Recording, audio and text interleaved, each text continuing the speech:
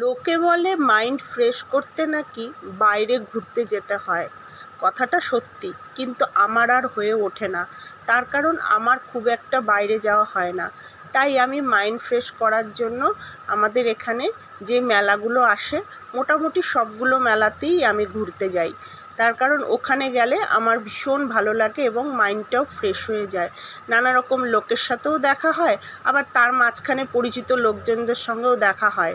তো মেলাতে তো অনেক রকম জিনিসও আসে, সেগুলোও দেখি।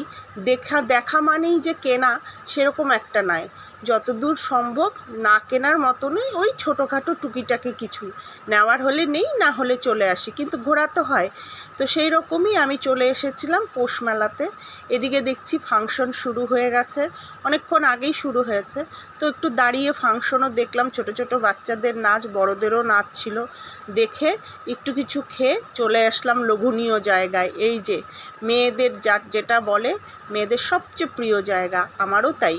তো এখানে এসে নানা রকম জিনিস একটু দেখে টেখে, যেটা আমার সবচেয়ে নেওয়ার দরকার, একজনকে গিফট দিতে হবে, সেটা নিয়ে নিলাম। আর এদিকে দেখো দত্তবাবু, ওনার কাজই হলো এটা, যখনই মেলায় আসে এই বন্দুকবাজ করা। তো আমার এই ফুলদানিটা খুব ভালো লেগেছিল, কিন্তু আমার দামে পোষায়নি, তাই আমি নেইনি। এরকমই ঘুরে টুরে এবার বাড়িতে যাওয়ার পালা। এখন আমি বাড়িতে যাওয়ার পথে। তো তোমাদের ভিডিওটা ভালো লাগলে লাইক শেয়ার